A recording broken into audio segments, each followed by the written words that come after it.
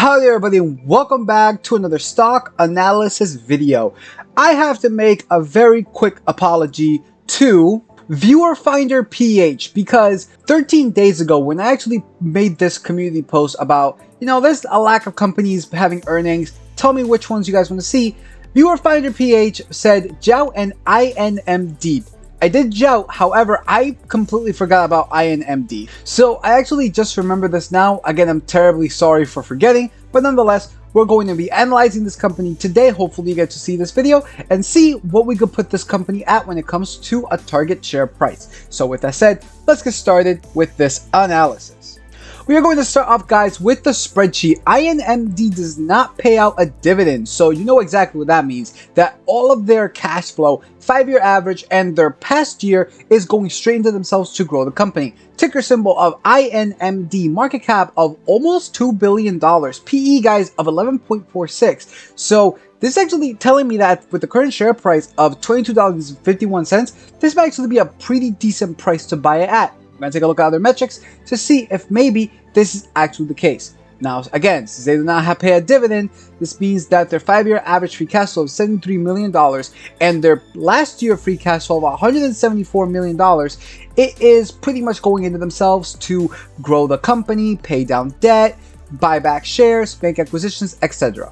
Now let's take a look at some fundamentals, starting of course with the net income. 5 years ago, guys, of $8.8 million to 1 year ago of $165 million. That is a huge increase, guys, of 1,775%.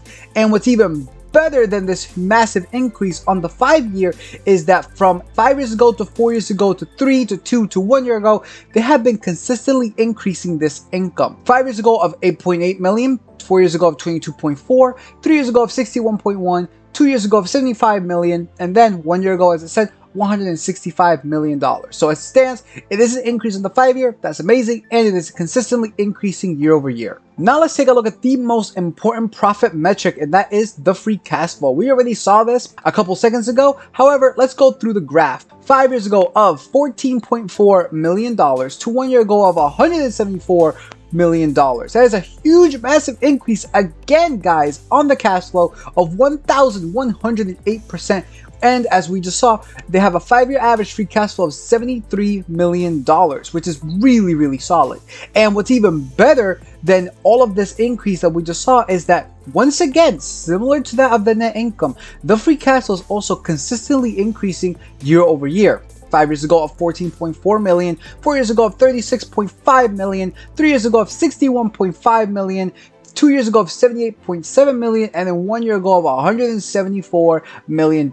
So guys, as it stands, awesome metric to see. Then again, because this is the most important out of all of them, the fact that it is increasing on the 5-year scale and year over year, that's really, really solid too. And lastly, looking at the revenue, we got 5 years ago of $53.5 million to 1 year ago of $357.6 million. That's a huge increase again, guys, of 568.41%. And just like the cash flow and just like the net income, this is once again consistently increasing year over year. 4 years ago, $100.2 million. 3 years ago, $156.4 million. 2 years ago, of $206.1 million. And of course, 1 year ago of $357.6 million. As it stands, guys, this is by far one of the greatest profit metrics I have seen so far.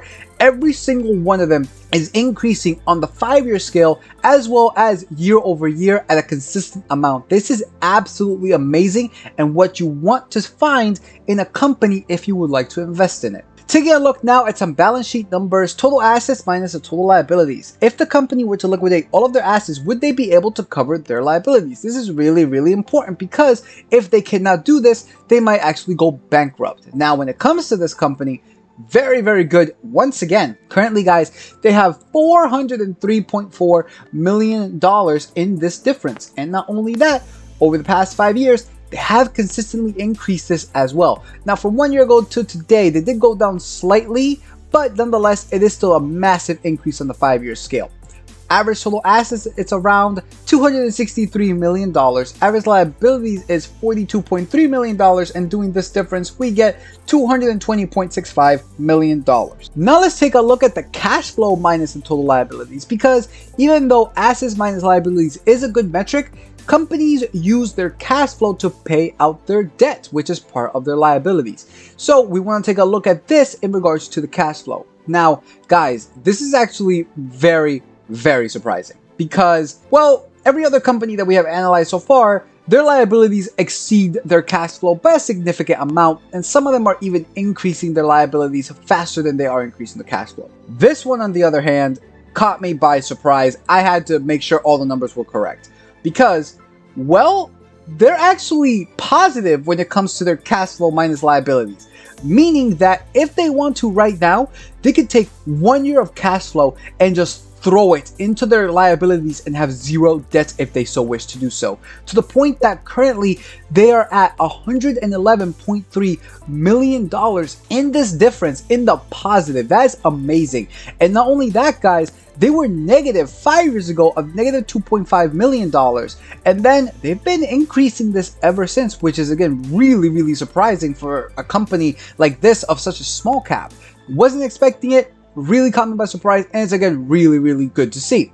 Average cash flow minus the average liabilities is around $34.5 million. Now, the one thing, guys, that really caught me by surprise, and not in a good way, was essentially the shares outstanding. Now, you guys are looking at the graph, it's not looking good.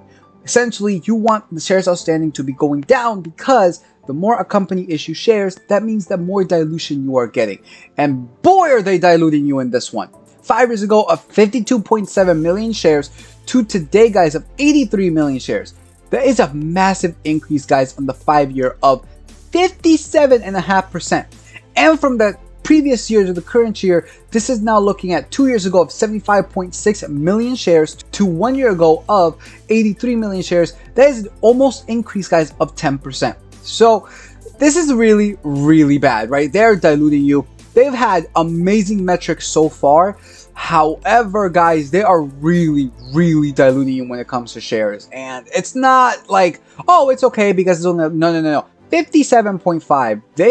This is not good at all. Now, one thing as to why I believe they're doing this is maybe they are actually taking the shares that they've been issuing because they think that their company is overpriced. They may actually just be issuing shares instead of taking on debt, which probably explains why their cash flow minus liabilities is in the positive, as well as they've been increasing their total assets minus total liabilities as well. So if this is the reason why they are issuing shares, this may actually not be a bad thing, and I mean that very cautiously because it's always bad, right? But if they're issuing shares, if they believe that their share price is very expensive, and this actually also is justified by, of course, even their share price graph right here on Seeking Alpha. As you can see, they peaked on October 25th, 2021, and ever since then, guys, they have fallen down a significant amount. So for all we know, they may have just issued these shares because they believe that maybe their share price shouldn't be, $96 at the peak that it was back in October 25th, 2021. So that's essentially one way to look at things. But nonetheless, guys, this is still a really bad metric. It's something to definitely keep watching, especially if you want to invest in this company. And lastly, looking at the cash and equivalents, they currently have, guys, $44.7 million with an average cash around $44.78 million. Alright, guys, now it's time to come over here and make some assumptions. Low, median, high, using 3 different factors: revenue growth, projected share buyback, and the required rate of return, which I'm going to keep this flat at 10% to match the S&P 500. You guys can change this, by the way, to whatever number you like. I just like 10%. So for the revenue growth, guys, this is a doozy because, well, if we come over here to Seeking Alpha, we can see that the revenue growth year over year has been almost 63.5%, and the revenue growth forward is 30.81%. So this is a little bit difficult to figure out because there's such a difference between these two numbers. However, my job as an investor is to be conservative. So I'm going to put the revenue growth for the low assumption at around 20%. For the median assumption, let's say 23%, and for the high assumption, let's say 26%. Go up by 3 essentially. And for the projected share buyback, guys, this is yeah, this is not good at all, right? 50%, 57% share dilution. That's really, really bad. Will they continue to do this? Probably not, because they are way off of the high peak of the share price that they did, but they might continue to issue shares. So let's actually take this into account when it comes to our assumptions. So I'm going to put a negative 30% in share dilution. Negative 30 essentially meaning that they're going to issue shares. Let's bring this down for the median assumption to around negative 28, and for the high assumption, let's say negative 26. Now with all of these numbers, guys, we get a target share price for all of these assumptions. For the low one, we get $32.25. For the median one, we get $36, and for the highest one, we get $40.12.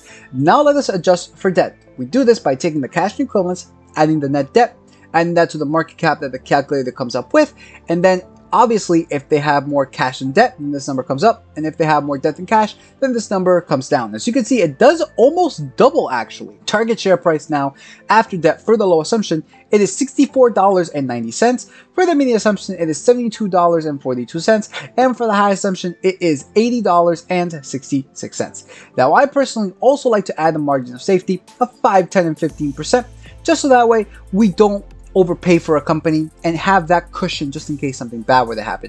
In doing so, adding this margin of safety to the target share price after debt, this puts me between a price tag of $55.17 to $61.66 for the low assumption.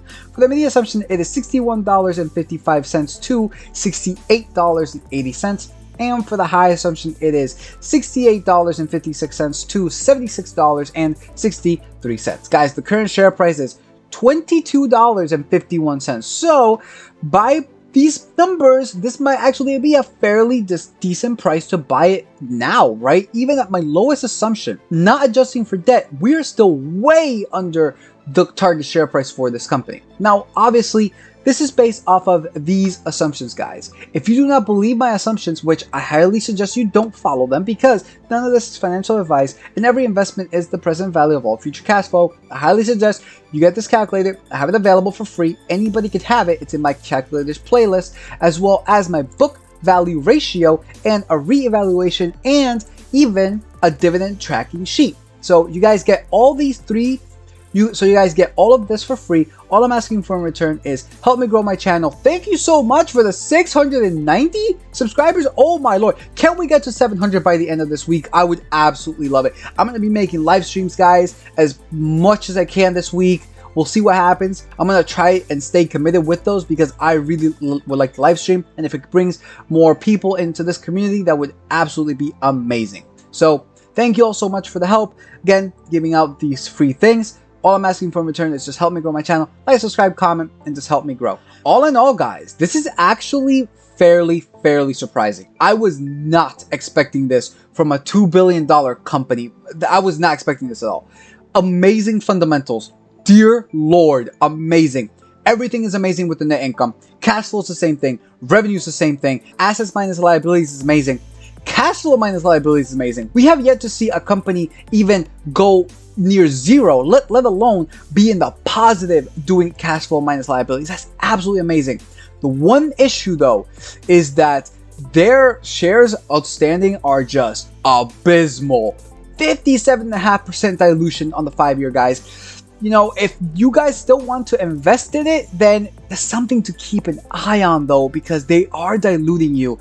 But if it's dilution because they felt that their share price was overpriced, then that actually might be kind of justifiable. But then again, guys, keep an eye on that if you would like to invest in this company. That pretty much is for this video. Like if you like, comment, subscribe. Just follow me on my new tech sites. Link in the description below. So with that said, peace out and be on the lookout for the next stock analysis video.